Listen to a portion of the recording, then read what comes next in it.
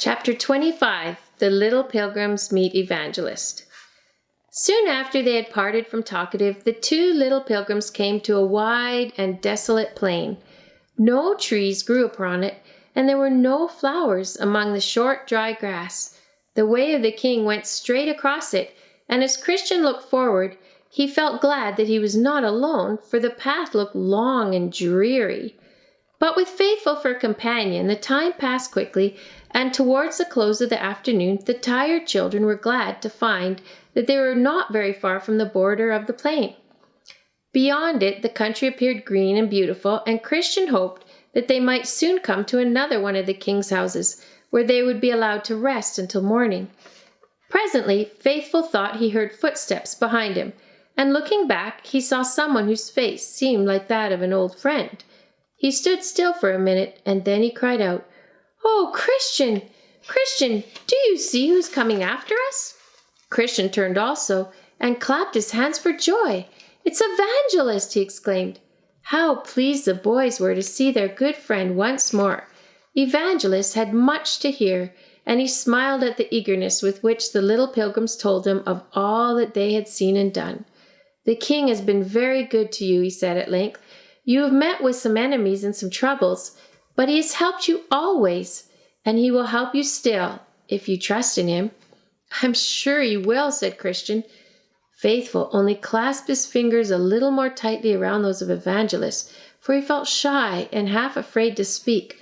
But Evangelist knew that he loved and trusted the king with all his heart, and that he would be quite as brave as Christian if the servants of the wicked prince were to attack him.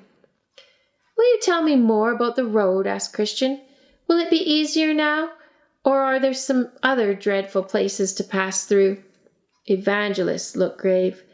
"I came to meet you here," he answered, "because very soon you will reach the gates of a great city which belongs to the wicked prince. It's a beautiful city, full of all kinds of pleasant things, and many pilgrims, when they enter in it, are tempted to stay there instead of going on their journey.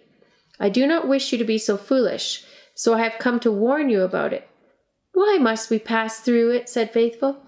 "The wicked prince ordered it to be built on both sides of the king's way, so that pilgrims cannot possibly get to the celestial city without passing through the very middle of it." "What shall we do then?" "You must walk quietly along the streets. Do not stop to look at the beautiful things in the shops or in the market, and do not let the children persuade you to play with them. Sometimes the pilgrims are not much troubled by the townspeople, and sometimes they are treated very cruelly." "Would they kill us, do you think?" asked Christian. "They may, perhaps, put you in prison," replied Evangelist, "and they often have been wicked enough to kill people who would not serve their prince. But do not be afraid. If you have to die there, the king will send his angels, and they will carry you at once to the celestial city, and you will have no more trouble or pain forever."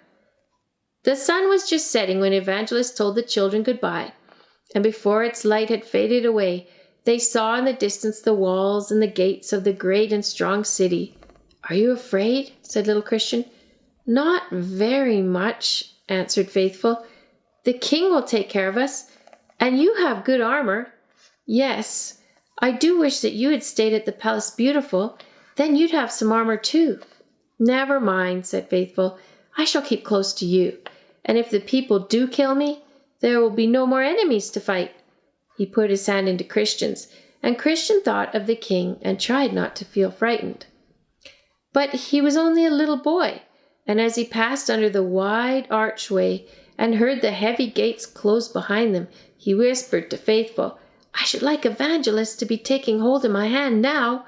And Faithful said, "Yes, perhaps if we had asked him, he would have gone through the city with us. What a pity we didn't think of it." Chapter 26, Vanity Fair. You know that the wicked prince hated the good king who ruled over the celestial city, and it made him very angry to see the pilgrims on their way from his country to that of the king. He had built this city, which was called Vanity Fair, just beyond the dark valley and the wilderness, because he knew that when the pilgrims reached its gates, they would be feeling tired and faint, and he hoped that it would then be easy to persuade them to stay there instead of going farther on the way to the king. So he filled the great city with everything that was pleasant and beautiful. It had broad streets and handsome houses, and the stalls in its market were covered with glittery wares. All day long the people were passing busily up and down. They wore fine clothes and spent their whole time in pleasing themselves, and the wicked prince took care to give them plenty of things to enjoy, so that they might never have a moment to spare in which to think of the king whom they had forsaken. After they had lived in Vanity Fair for a short time, most of the pilgrims used to forget the king altogether, and when they saw other pilgrims passing on their way to the celestial city, they were ready to help the servants of the wicked prince in persuading the travelers to give up their journey. It was dark when our two little pilgrims entered the town, so they stayed quietly in a sheltered corner near to the gate until the next morning. As soon as the sun rose, they began their walk through the city, for they thought that if they started early, they might perhaps reach the opposite gate before the streets became crowded with people. But little Christian's bright armor and the white suit which Faithful wore were not like the dresses of the children in Vanity Fair, and the boys had gone a very short distance before they were noticed by some lads who were strolling idly about. "There are two little pilgrims," they cried. "Let us go after them and stop them." Christian and Faithful could hear the boys running behind them, but they did not look around. "Don't let us take notice," said Christian. "Perhaps they will only just speak to us." But when the boys came up, they all gathered closely round the little pilgrims and would not let them pass. "Tell us where you have come from," said one. "And who gave you that armor and those white clothes?" cried another. "And why don't you look at the shops?" asked a third. "Boys like you don't want swords and shields. You should sell them and buy some of these beautiful things." Christian scarcely knew what to say, for the boys were all speaking at once, and he felt quite confused. But little Faithful answered bravely, "We don't wish for any of your things. We're going to the celestial city." Then the boys laughed rudely, and one of them pushed Faithful, so that he would have fallen if he had not been holding Christian's hand. By this time, many older children had run towards them, and some other people stopped also to see what was the matter.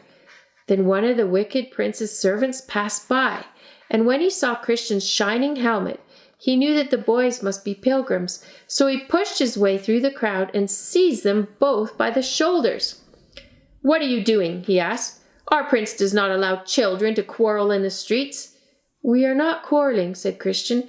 "We were walking along quietly." "That is nonsense," replied the man. "You have caused all this crowd and disturbance. You must come with me." "We are the king's pilgrims," said Faithful. "We are not disturbing anybody. We only wish to pass through the city." "I don't know anything about the king's pilgrims," answered the man.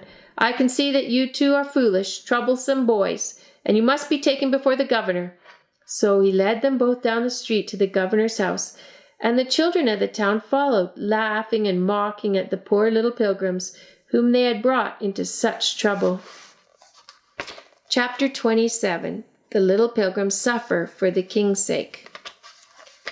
The governor of the city was one of the wicked prince's chief servants, and he hated the king and his pilgrims almost as much as his master did. When Faithful and little Christian were brought before him, he was quite glad to think that he had an excuse for hurting someone whom the king loved, and he said, "You two are very bad boys, and you must both be beaten, and afterwards you shall be shut up in an iron cage, so that the children of the town may see you and know what will be done to those that follow your example." It was no use for the little pilgrims to say anything.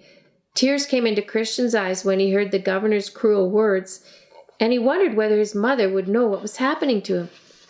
Faithful's cheeks grew very white, but he whispered to Christian, "Evangelist said that they might hurt us, but if we die, we shall go straight to the celestial city. I shall think of the king, because he is sure to help me, and I will not cry." Then Christian determined to be brave too, and he remembered the picture he had seen in the house of the interpreter of the Good Shepherd, whose feet were torn and bleeding. "He's our prince," thought Christian, "and he did not mind the pain. I must not either, because I am the king's servant, and it is written in my book that the king's servants are to be like the prince. And although the strokes of the heavy rod made his back and arms feel terribly sore and bruised, he behaved like a brave soldier, and he did not cry at all.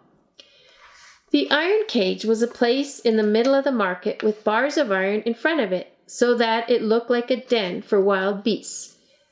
After they had been beaten, the little pilgrims had chains fastened upon their hands and feet, and then the man who had charge of them put them into the cage and left them there. They could not stand upright, for they were very ill and weak with pain. So they sat down together upon the ground, and each tried to comfort the other by reminding him of the king's promises. "We knew that they would be cruel," said Faithful, "but it is for the king's sake, and he will not let them hurt us too much." When the people in the town heard that the two of the king's pilgrims were lying in the cage, they were very eager to see them, and soon a crowd of rude boys and girls, and men and women also, gathered around to stare at Faithful and Christian, and to mock them in their trouble. The boys of Vanity Fair said all kinds of cruel things to provoke the pilgrims and to make them displease the king by being passionate and angry with their enemies. But Christian and Faithful sat still, and neither of them gave a cross answer to anything that was said. At last some of the boys, when they saw how patient the little pilgrims were, began to feel ashamed, and they cried out, "Oh, leave them alone. They've been beaten, and it is brave of them not to cry. Don't tease them any more." But the other boys were cruel, and liked to see the white faces and trembling lips of the poor little pilgrims. So they went on teasing them and laughing at them until their companions grew angry, and before long there was a great disturbance in the market, for the boys who were sorry for the pilgrims began to fight with those who were teasing them. The governor was obliged to send his men to stop the fighting, and he ordered Christian and Faithful to be beaten once more, because he said the quarrel had been on their account. Then they were back in the cage, where they lay all night in great pain and distress.